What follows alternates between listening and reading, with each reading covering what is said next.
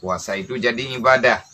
Dan pada satu riwayat yang diriwayatkan oleh Sayyidina Abdul Qadir Jailani, Sayyidul Aulia, nepera oleh Syekh Abdul Qadir Jailani, riwayat hadis yang riwayat oleh Syekh Abdul Qadir Jailani, naumu saim ibadah wa sautuhu tasbih wa du'auhu mustajab wa amaluhu mudha'af. Tidur orang yang puasa bermula tidur si said itu ibadah. Diamnya si said menjadi tasbih. Doa orang yang berpuasa mustajabah. Amal orang yang berpuasa dilipat gandakan oleh Allah. Hana yang ruhana yang sia-sia. Dengar tu yang tengoknya kira ke ibadah. Tapi baik tengah nak bedah-bedah. Keban tengah nak bedah-bedah irempak jerat. Irempak mengilah deku tempat ai. Nyot istirahat. Katu batai istirahat ya. Orang tak bedah tak kuat pula in love. Kan you nak jengok-jengok.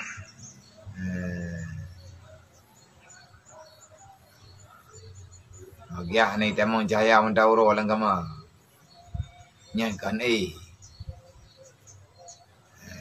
Now đường ke hana ke beda-beda nyan kan Pusit merno mati. Ni. Merno lang kubu. Now đường ke dari tahu ke ataupun lihat tebah ke nyan hana ke beda lah. Nyan kan ibadah. Pusit belajar merasakan tiban hi mati. Orang mati kan nak beda-beda li. Orang mati kan tengok tebi-tebi nak jaga-jaga. Jadi orang nak beda-beda teruk dua malam. Orang tiura ti malam. Nyan orang sedang belajar menuju dalam alam barzah. Wasumtuhu tasbih. Diamnya. Diam.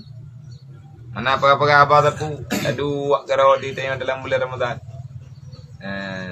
Artinya tidak bercakap yang tak berfaedah. Nyan kira kepada nilai tasbih sama dengan takut.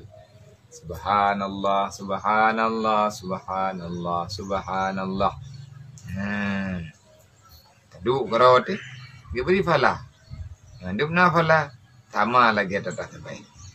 Olehnya pula doa yang ketanya mendoa mustajab. Putra yang tanya lagi kepada Allah Taala pasti keterima. Semuanya selama ketanya dalam keadaan berpuasa. Mana kalau mendoa kepada malam kan lagi kita nak keterima ngana mendi. Nyanyi terima doa kan lagi.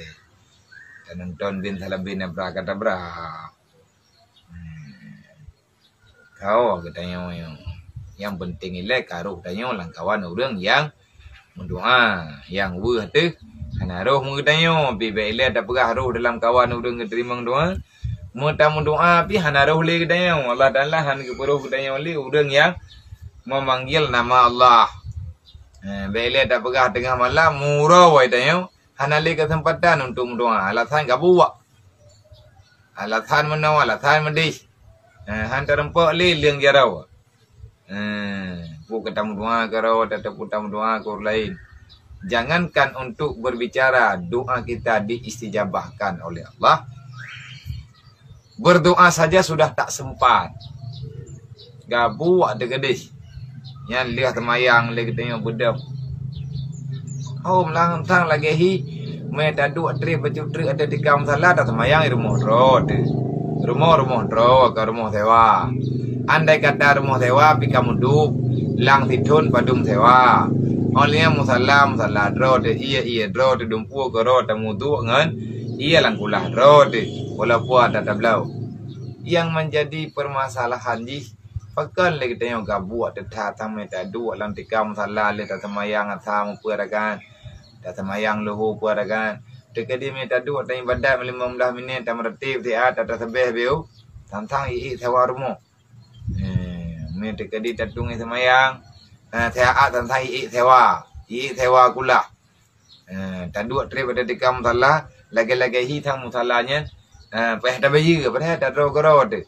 Nyan keken katanya sudah tak nyaman dengan dirimu. Karena nyaman garo tu. Nyan kapeh dah temayang ba Allah. Ya Allah pakan long lagi. Ya Allah pakan long. Hana beri kesempatan untuk berdoa. Padahal Allah Ta'ala kalau nak berah udung li asajib lakum kamu doa balung hai manusia pulau 6 bulan Ramadan. Hai balung kamu doa balung orang malam ku terima doa drog. Fal yasajibu li wal yu'minu bi.